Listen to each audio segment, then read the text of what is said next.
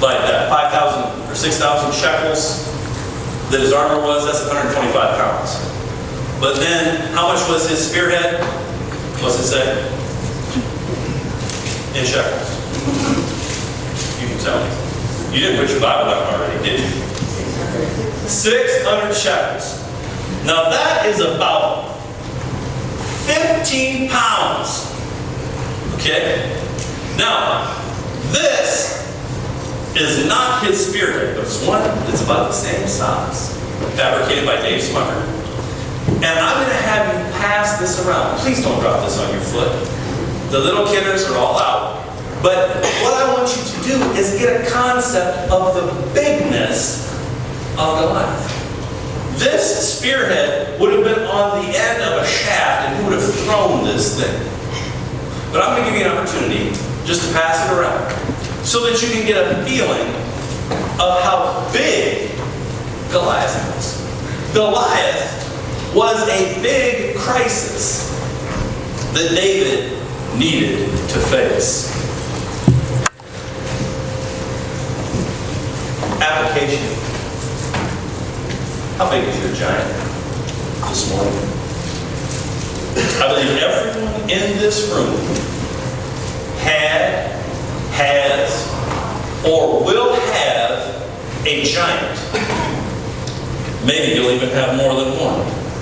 And you will need to battle that giant in your life. Now, I'm going to give more examples of giants later. But because there's one particular giant that we are battling in our church right now, with the Financial Peace University, I'm going to throw out the giant of debt. How big is your giant if your giant is debt? Is he a $20,000 giant? Is he a $30,000 giant? Does he charge you 10% giant interest? Or 20% giant interest? Or 30% giant interest? How big is your giant? Do you know how big your giant is? Because if we don't know exactly how big our giant is, I'll guarantee he will only get bigger. And you will only get more scared. Until we fully understand the bigness of our giant, we're not quite ready to move into the next text. But I'm going to take you there anyway, as Goliath's big spearhead continues to move around. You're doing a great job. When it gets to the back, you can just transfer over there. When it gets up to the front, you balconites, you'll just have to come up after the service if you want to play with the spearhead, okay? Point number 2 is text number 2. Let's read verses 8 through 16. Verses 8 through 16.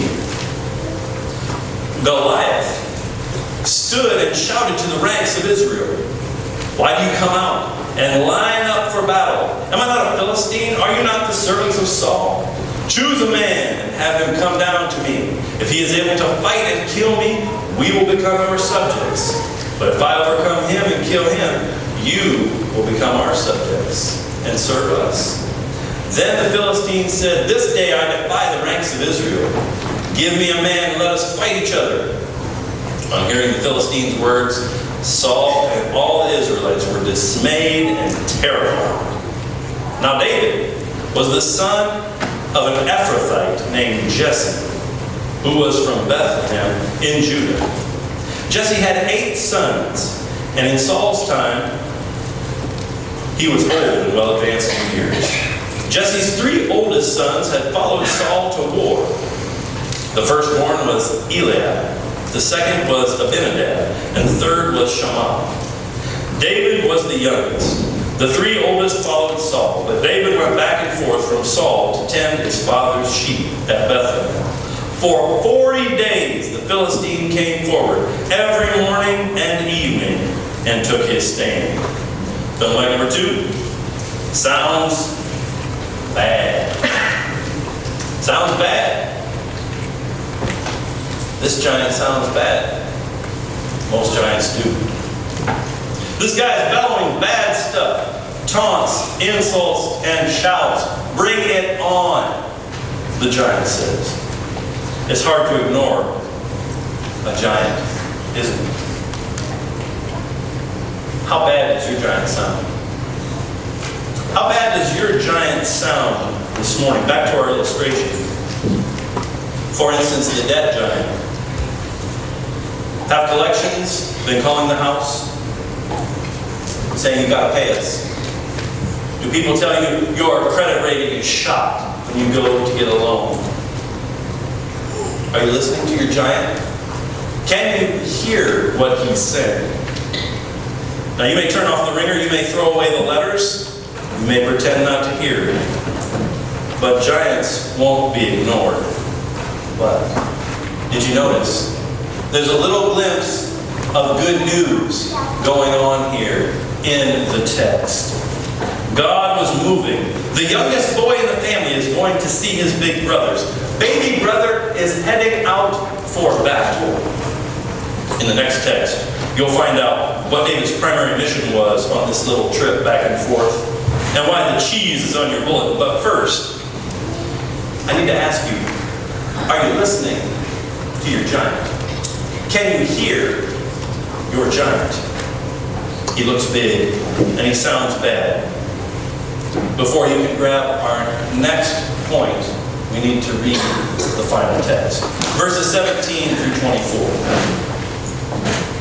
Now Jesse said to his son David, "Take this ephah of roasted grain and these 10 loaves of bread for your brothers and hurry to their king.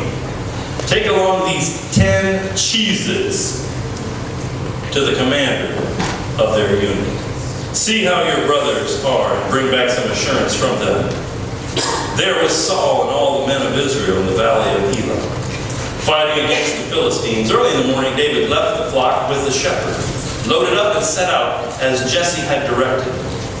He reached the camp as the army was going out to battle positions, shouting the war cry.